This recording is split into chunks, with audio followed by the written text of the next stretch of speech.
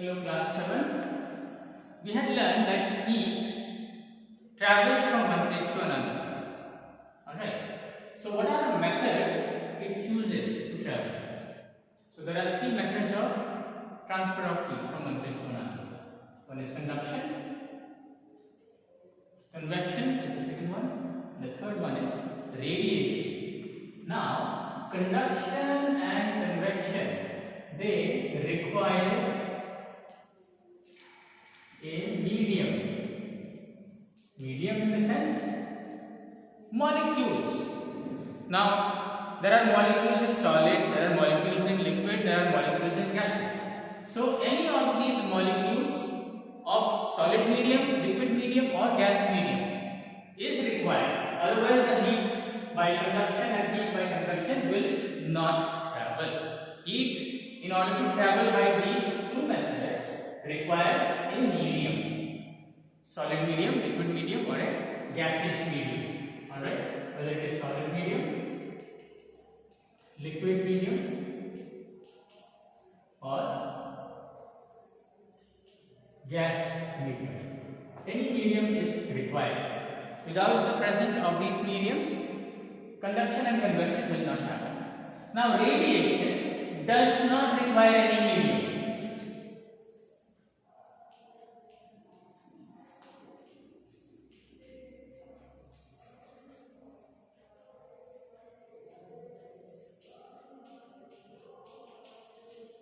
And the best way to explain radiation is sun's heat. Now keep in mind, our earth is surrounded by gas only at a certain height from the earth. But if you go out of that height, beyond that height, there is no gas. In fact, there is no medium at all. So between sun and earth, there is vacuum. That means vacuum is a region of absence of any medium. So no medium is there, but still sun's heat reaches us. So sun's heat reaches us by the method of radiation. Radiation does not require any medium, and that's why, since vacuum is there between earth and the sun, still the sun's heat reaches earth by this method, because radiation does not require any medium. So for our scope of study, we will today discuss about conduction and convection only. Okay, only conduction and convection. So conduction happens in solids. Okay, conduction happens in solids. Let's explain conduction.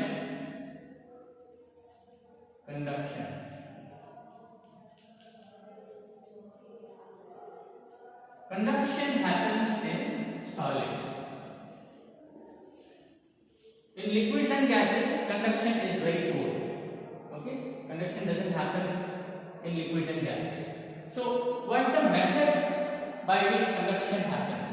That is, okay, we know in solids the molecules are very closely packed, no gap or hardly any gap. So, these are the arrangements of the molecules of solid. Okay, molecules of solid are arranged in this way.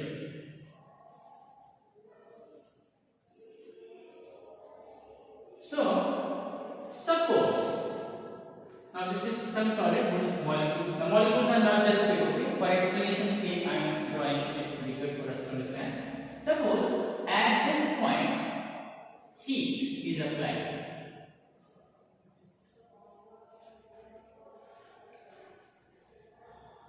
Okay, heat is applied at this particular point. So which is the first molecule which will get excited into heat? Remember, heat makes molecules move faster. By the way, molecules are always in a state of constant motion, whether it be solid, whether it be liquid, or whether it be gas molecules. But heat excites the molecules even more. So this particular molecule, which is nearest to the source of heat, starts getting excited and vibrating. Now why vibrating, I said? Because there is no place for this particular molecule to move about, because it is held together by the the other molecules. See, no space is there. So staying in one place only, this molecule starts vibrating. Now you imagine that there is a line. You are standing in a line and the line is very tight, no gap between you and the partner. Suppose somebody pushes you from back, then you also will get pushed forward, and the person who is in front of you will also get disturbed. He will also push the person who is in front of him. So this disturbance goes on. So like that here also you can imagine. When this particular molecule gets excited, it will excite this molecule also, this molecule also, and this molecule also. They will also start now getting excited. They will also start vibrating. So now when they start vibrating, the other molecules to which they are also attached, like this molecule is attached to this molecule is attached to this molecule is attached to this and this. So they will also disturb the other molecules. So the disturbance which started from this first one molecule now is transferring its disturbance to the other molecules as well. This is the method by which heat travels in the method called as conduction. And this conduction happens in solids. So this disturbance ultimately reaches from this end till this end and throughout the molecules. Okay, one molecule absorbs heat, gets excited, disturbs the other adjoining molecules, and this disturbance is transferred throughout the whole molecules of this particular solid substance. So this is the method of heat transfer through conduction, and conduction happens in solids.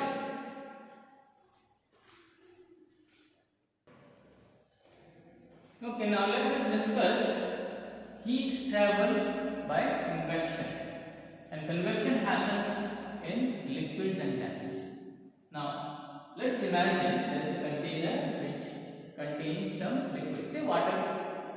Now water molecules are there, and how the water molecules are arranged? Water molecules are like this. They are not as closely packed as solid. Some gap is there between them. Okay. These are the molecules of solid. Water, liquid.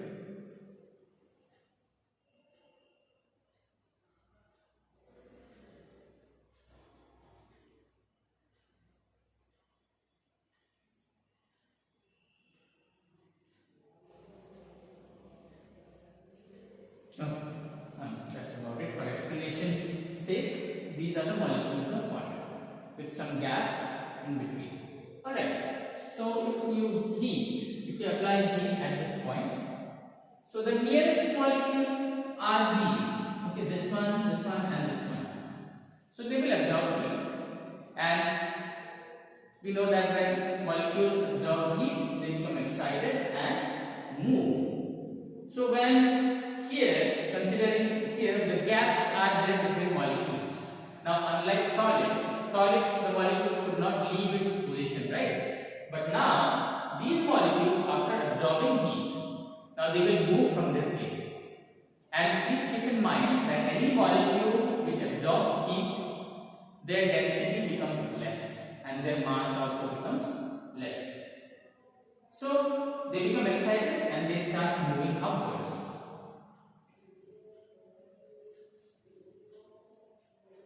These molecules, after absorbing heat, their densities become less and they start moving upwards.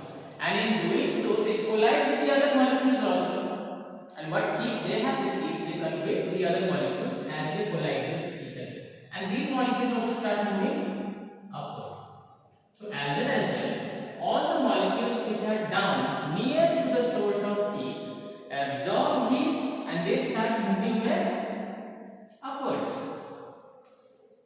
So don't you think that all the molecules from the bottom where the heat is applied, if all the bottom molecules move upward, there will be a vacancy created here, empty space. Keep in mind, till now the upper molecules have not yet received the heat and their masses are now heavier compared to these lighter molecules which are rising upward. So to fill the gap, these cold molecules who are greater in mass, they start moving downwards. So we have up upward movement of hot molecules and downward movement of cold molecules. It is like this. All hot molecules are moving upward and the cold molecules are coming down to fill this gap that is created by moving of the hot molecules upward. This creates a current inside the liquid. Again, these cold molecules, when they come down, they will receive the heat, right? And these molecules, which after receiving the heat, they have gone upwards, they will lose some heat in the process. Why? Because they are conveying their heat to the other molecules also. So these molecules will come down here, receive the heat, and the same cycle continues. After these cold molecules come down, they receive the heat, they move upward, and these molecules which had already moved upward, they become colder, they come down again, they receive the heat, and the whole cycle is repeated. So this current or this cycle that is created within the liquid because of hot molecules rising up. Okay, these are hot molecules and these are cold molecules. This creates a current which is known as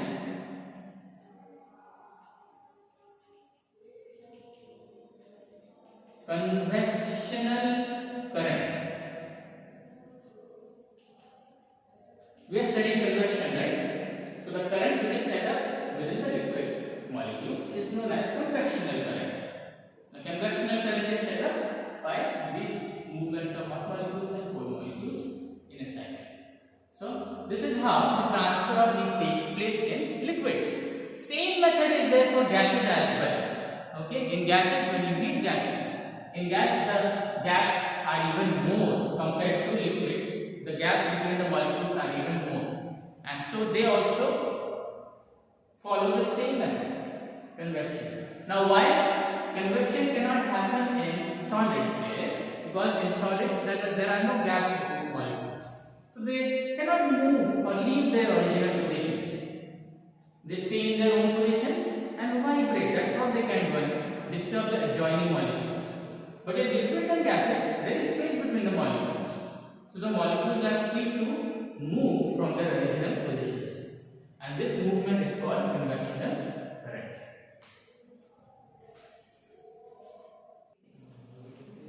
Now here we have two applications of convection. Okay, we have the land breeze and the sea breeze.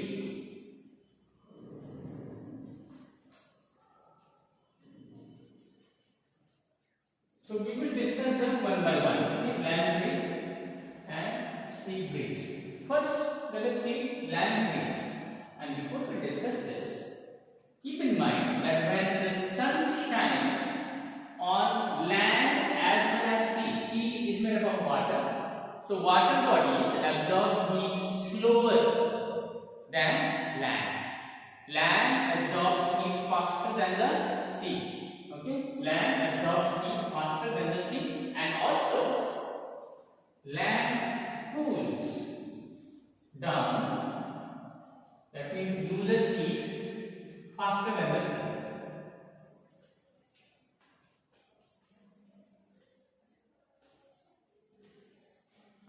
Okay, so now during daytime, I am discussing now land breeze. During daytime there is sunshine. Okay, sun will shine on land also, sun will shine on sea also. Alright? So what happens is land absorbs heat faster than the sea. So as the day progresses, land becomes hotter and hotter, whereas sea takes a lot of time to get heated. In fact, whole day it takes for the sea to absorb heat, and then its temperature rises gradually. So it is almost by evening that the sea becomes hot. But land, as soon as it receives sunlight, it starts getting hot. So what will happen to the air above land? That also will become hot. And in convection, what do we know? Hot air or hot liquid or hot molecules rise up. So here all the heat is making the hot air hot, and hot air starts rising up. So if hot air starts rising up, there will be an empty space near the land. The land will be empty of air because all rising up. So there will be a gap created. To fill this gap, air above sea is still cold. Remember, sea is cold. It is not yet hot. It takes a lot of time to get heated. So air above sea is cold. So cold air from sea, it starts moving towards the land to fill up that empty space which has been created here. So this cold air from the sea, it starts moving towards the land. Okay? Excuse me, I have made a mistake here. It is sea breeze. And this is land breeze. Okay, so the mistake is rectified. So from where the cold air is coming? From the sea, right? So that's why this is called as sea breeze. That's why it is called as sea breeze, because the cold air is coming from the sea towards the land. And this happens when? This happens during daytime. So again, once again, let us discuss this. First thing that you should know, that land absorbs heat faster than the sea. So during daytime, when the sun is shining on land and the sea at the same time, land is getting heated faster. So air above land starts getting hot and hot air starts rising up. In doing so, it creates an empty space above land.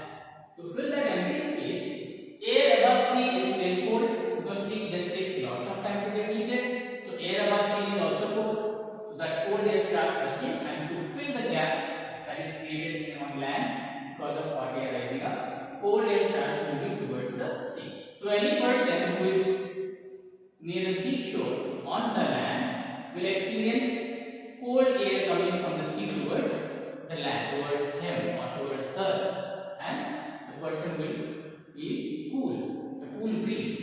So since the cool air is coming from where? From the sea. So this is an example. This is called as sea breeze. Breeze means cool air. So this was sea breeze. It happens during daytime. Okay, now coming to the next example, land breeze. And now for this one, we need to know this. Okay?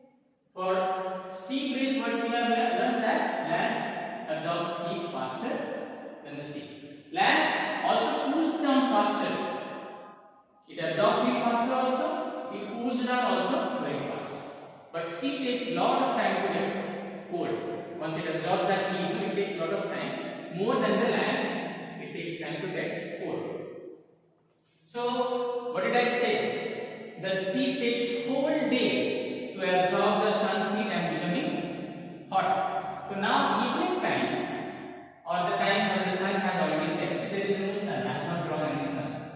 Evening time, now sea is hotter compared to land, because land, it cools down faster than the sea, so it has lost its heat. So land is colder now compared to sea. So air above sea will start rising up.